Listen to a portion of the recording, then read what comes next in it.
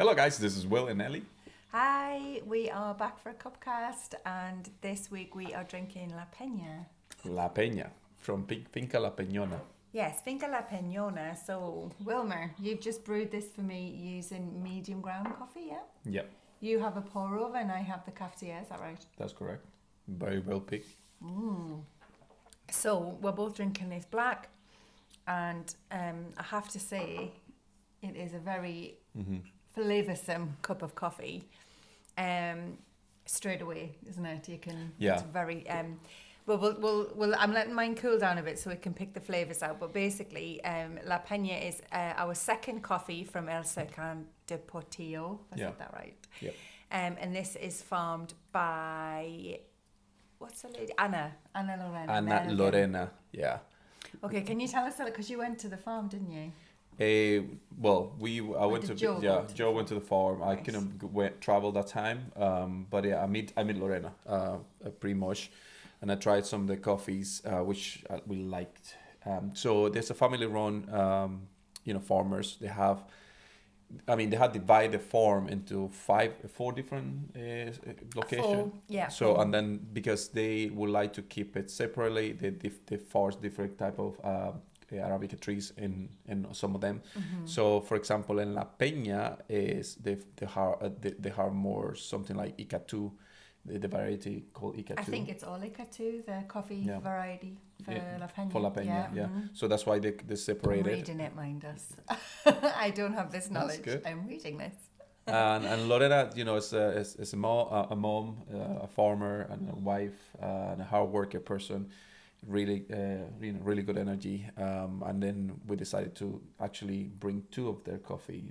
Cerquina Portillo is one of them. Well, this is as well. I think the fact that they've sectioned the farm off into four different areas to try different things and grow different flora around certain coffee plants, and then using different coffee beans, different varieties of the Arabica. So La Peña, like Will said, is the Ica2. Yeah. Are all of their coffees washed for the dry? Well, they can do any different methods. So the methods is after harvested. So you can decide what you do. This one is a wash. It's a wash method. And then they have like a Cerquin does a lot of Paranema, Marihipe, and Bourbon coffee. And we have the Cerquin, I think, is mainly Marihipe. I say Marihipe, but it's Marihipe. Oh, God. I've done so many videos and I've said Marihipe. Yeah, and the flavors will be different, for everybody. And something that we did this week, and I want to share, is we tested some coffee. I want to say from where or who, but we tested some coffee from the Seam Farm, and it was a honey process, and then it was the second was a natural process as well. Oh yeah. And a slightly different altitude Seam Farm, but one of them has like higher altitude, the other one has lower altitude. Oh, I didn't know that. It was like I just thought they were processed differently. And then the process eventually was different as well. They were both honey, but one was left for longer. Yeah. Yeah, so left amongst the fermentating. And the sugars, natural sugars of the coffee. And Ellie was really impressed how the Seam Farm can have two distinctive different notes and flavor, and the notes were similar if you could pick them up, but the intensity was completely different. It was very, very exotic. Okay, now speaking of notes, let's get back to La Peña. Have a drink. What can you taste? Oh yeah, I don't find it particularly strong smell wise. No, it's very subtle. It's just a pleasant, subtle smell. Yeah, it's a very subtle coffee. When I drink it, I find it will be a little bit, I would say, more complex than Copan. So for people to refer, people will notice the similarities because it's the smoothness will be in your brain will be similar. So it's a lot of berries, like some sort of berries. I definitely taste berries. Sweetness, the smoothness of Copan. That's why we are really proud of being Honduran supplier of coffee, because that high quality, the smoothness tell you the quality of it. There's no bitterness in that whatsoever. It's no bitterness. Yeah, it's very minimum. Very minimum. I mean, you've got a lovely sort of traditional coffee taste, and then you have quite a strong fruity berry flavor at the front. But then it's nice and sweet, acidic. Yeah. But a nice, well-rounded coffee. Yeah. Of course, because of the harvest process has been well looked after of the farm. remember, for the people who's watching, a lot of the coffee will taste, the best way you will try coffee, and I keep saying it, is not by having an espresso. Espresso give too much intensity, too much bitterness, too much acidity, because that's why espresso was created for.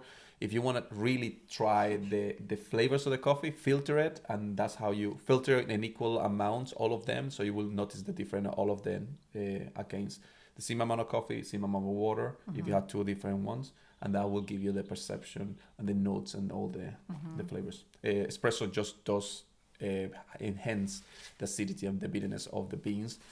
Some palates can pick some of the notes, not all of them. Whoever say that they cup in coffee with espresso is lying. I mean, technically, I'm sorry. It's a competition for espresso testing, but it's different what is cupping the real flavors of the coffee. And is that for coffee everywhere, or that's everywhere? Okay. No, so no, that's like sort of a... That's across the board. Okay. If you go to get like certificate, Q grade certification, the way you will cup in coffee will be filtering. Like this, across the world, not just Honduras. It's not like it's not something come off from my head. No. Cool. Well, this week, I got confused with dates. So this is 13th. Today is the 13th. I almost said June there, oh Lord. We've had Wilmer's birthday. That was lovely. We stayed away from home and took in a movie. It was very low key, just to relax. Yeah. But yeah, that was happy birthday. Thank you, guys. And then you and Quince have been out and about this week. So you've been at one of our hotels that we supply to. Yeah. They wanted a bit of a presentation on premium coffees. Even more premium coffee. Well, this is what I was going to get to. Decaf as well, because we have a really nice Swiss water Honduran decaf. So you and Quince took some other options. Now, we do supply Copan with them, which is already high graded coffee. So technically, it's already specialty. So we took even more premium. But premium on premium. And that's why I mean this is why I commented about the espresso testing, because they want to test it with espressos. Eventually we brought they were testing with espresso. Yeah. Okay. So you can have a really rich palate to it if you train really heavily, but it will test more the bitterness than the flavors. But I suppose if that's how they're serving their coffee, then that's how they're going to want to test the coffee. Correct. And that's what we try. You're not necessarily going to be able to Q grade it, sort of thing. Exactly. Right. And we could do the whole presentation, because we can do it, the whole testing session. We brought some of the very exotic ones, Laudicea, Esmeralda. We use something more fermented as well.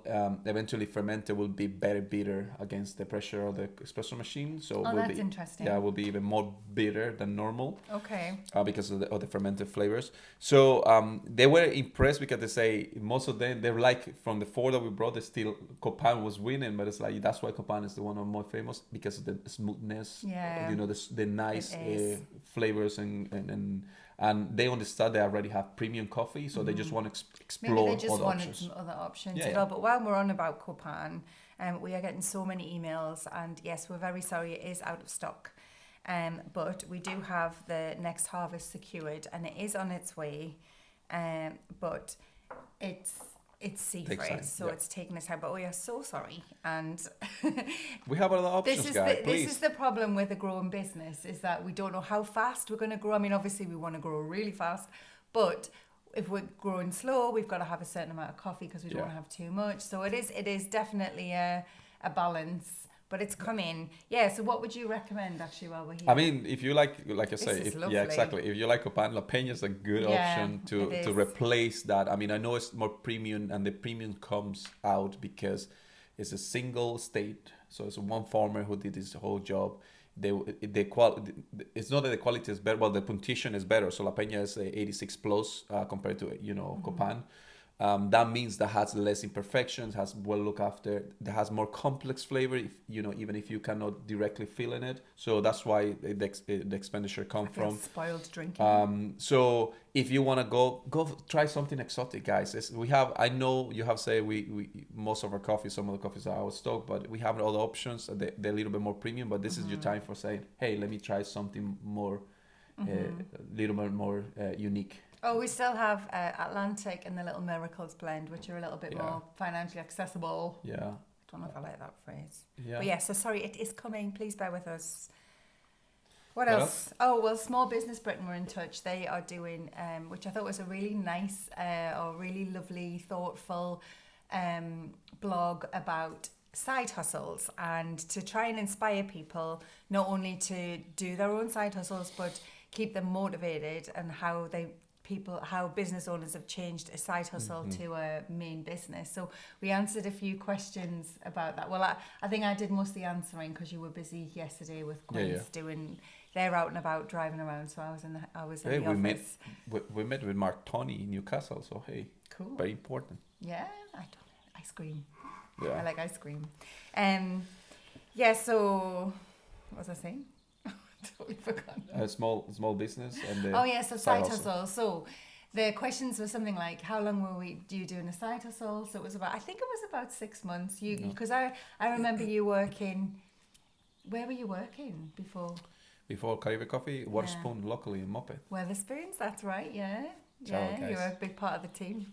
Shout out to the guy that. Yeah, that happened when I broke my finger as well. When I had an accident with my hand. That's right. So you were doing that and then roasting small batches, learning so much in 6 months, and then I think it was more. We moved from thinking, we'll do wholesale to retail, and then we started going to markets. Yeah. And then I didn't jump on board until COVID.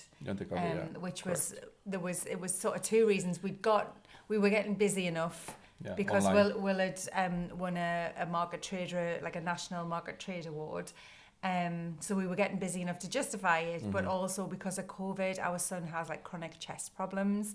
And obviously we were a little bit terrified of me bringing something home from being around people at the vets.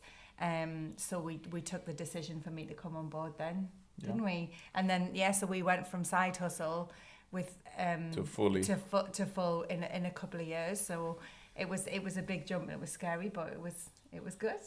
It's happened. I mean, it's never the right time to turn a side hustle into a full sustained business for your family. Worse when you have a disabled person and big dreams and big a big vision. When you've got kids really and people relying on you. But I think it's never the right time. It's always the right time because you need to start the race to finish it, and then unless you're 100% invested, and this is a cliche, but unless you have no other options, it's almost like it's very hard to make it work. So once it's the only option, that's when. Yeah, Will, actually, I'll end on this note. Will likes to be uncomfortable because it keeps him on his if he's comfortable, he's terrified. He's just going to sit down and not progress. So Will likes to make himself uncomfortable. Well, I learned about myself not long ago that I need to be uncomfortable to make things happen because I can get comfortable very easy and then things will just like right. So I hope one day I can just like, you know what, I don't need to worry, but eventually I need to worry about my family, the health of my son, the future of my daughter, your wife's happiness, the comfortable and happy marriage, so I need to be uncomfortable, but hopefully I can relax one day. And in the meantime, it's practically gone. In the meantime, I recommend La Peña. It's a very nice coffee. La Peña.